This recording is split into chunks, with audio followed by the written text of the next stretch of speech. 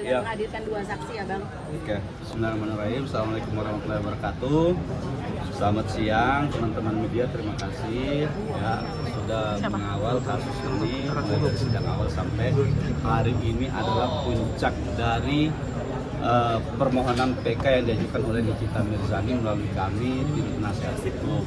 Ya, alhamdulillah hari ini kami lega ya karena ahli yang kami ajukan ya 2 ahli, satu adalah Profesor Henry, beliau adalah salah satu perumus Undang-Undang ITE sejak 2008 dirubah di tahun 2016 kemudian terakhir di tahun 2024.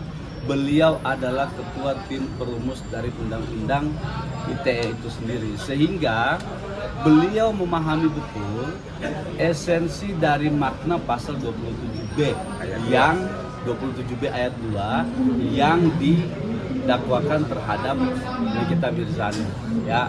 Nah, dalam kesempatan ini ahli itu sangat jelas, terang dan gamblang menjelaskan begini. Kalau unsur dari pasal 27B itu adalah sesuatu yang sifatnya itu masih rahasia. Artinya begini, Nikita mempunyai sebuah rahasia yang rahasia itu kalau dibuka, rahasia itu akan menjadi sebuah ancaman ya. Nah, kita menyaksikan sendiri tadi, kami tim penasihat hukum menyampaikan di persidangan.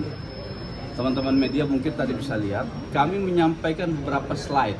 Di dalam slide itu yang dihadirkan di persidangan tadi, kami mengcompare putusan PN, putusan PT, dan putusan kasasi. Apa isinya? Isinya bahwa dari putusan PT mengatakan coba mana itu tadi apa Bang Roni, apa dokumen yang Glavitsa itu loh, dokumen Nikita huru hara. Nah, itu di situ adalah terkait dengan kalimat-kalimat yang narasinya menjelek-jelekan. Satu, menjelekkan produk. Oke?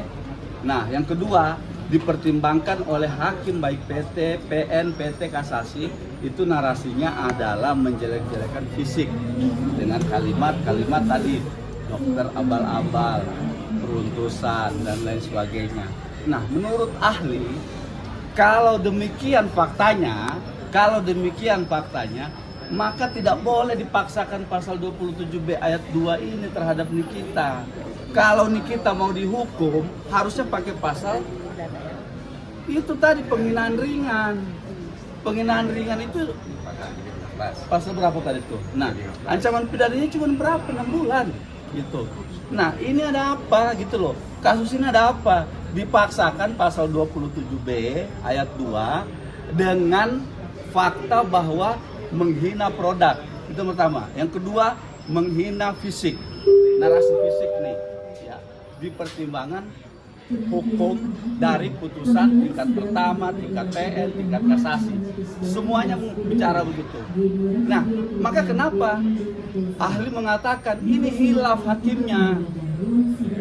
Hakimnya hilaf loh ini. Kalau ini tetap dipaksakan, rusak negara ini. Kenapa orang dihukum dengan pasal yang tidak sesuai dengan fakta? Itu. Nah, maka ahli sampaikan tadi, kami kan bilang, saudara ahli kan sudah kami serahkan semua dokumen, ya, dokumen ini putusan. Nah, inilah dokumen yang dinilai, ya. Siapa sih namanya? Glavitsa. Dia juga produknya biar dokter jelek. Dokter produknya jelek.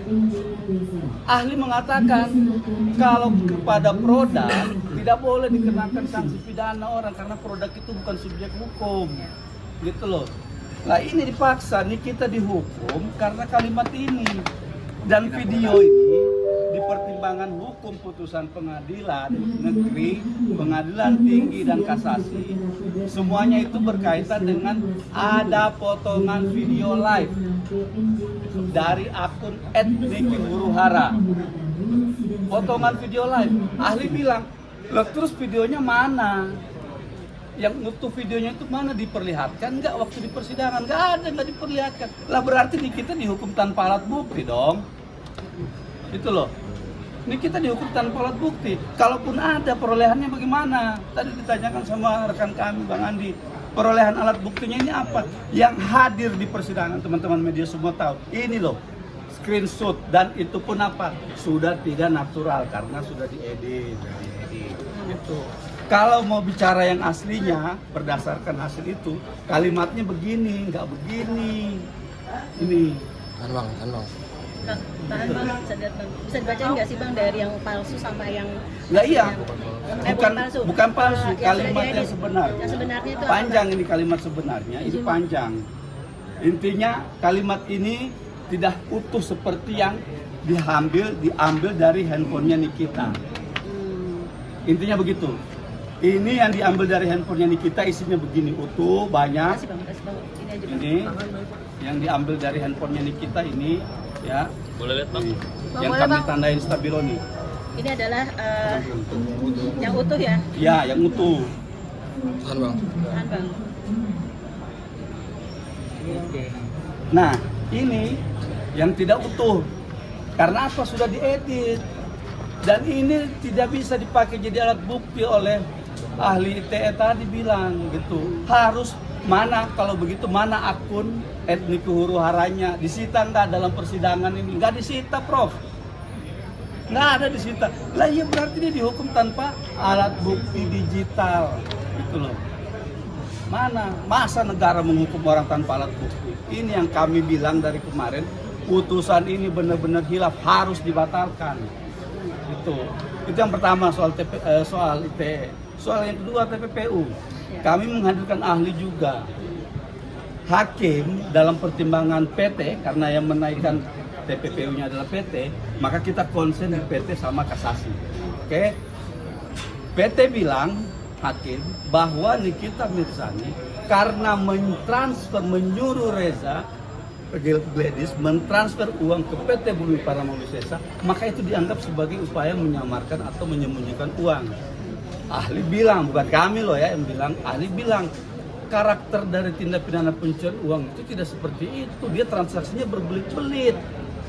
Tidak ada pergerakan satu arah dari Reza Gladys ke perusahaan.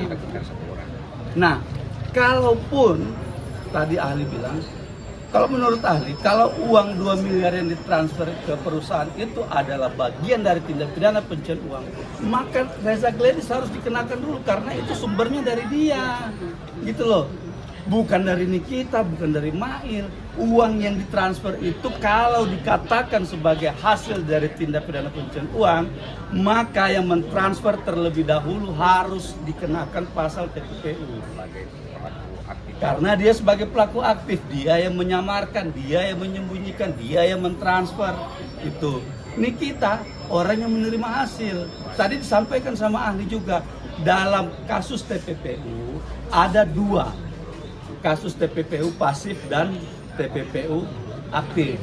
Nah, kalau Nikita dikatakan sebagai orang yang menerima uang, maka hasilnya adalah, kalau dipaksakan ya, dia itu terkena pasal TPPU pasif, bukan TPPU aktif. Karena yang menyembunyikan Reza, yang mentransfer Reza. Gitu loh. Nah, itu penjelasan ahli tadi. Sehingga ya kami sampaikan juga putusan kasasi bahwa di dalam putusan kasasi kami, nih, lihat nih. Tadi ini kan bicara soal nih. Ini kehilapan hakim berikutnya nih, bentuk nyata dari kehilapan hakim. Hakim mempertimbangkan bahwa tindakan Nikita Mirzani yang menerima uang itu sebagai upaya menggunakan harta kekayaan, ya, sehingga memenuhi pasal pencucian, pasal 3, pasal pencucian uang itu. Ini kaitannya dengan pasal pencucian pasal 5 Undang-Undang TPPU. Inilah yang kami bilang putusan hakim itu tingkat kasasi hilaf. Dia mempertimbangkan TPPU pasif, tapi dia menghukum Nikita dengan TPPU aktif. Itu. Ya jelas, dia menghukum Nikita. Ini loh, dia pertimbangkan sendiri, hakim kasasi mempertimbangkan sendiri bahwa dia mengakui Nikita itu menikmati, menerima, memakai uang. Kalau dengan kalimat begini, ini masuknya dalam unsur pasal TPPU pasif.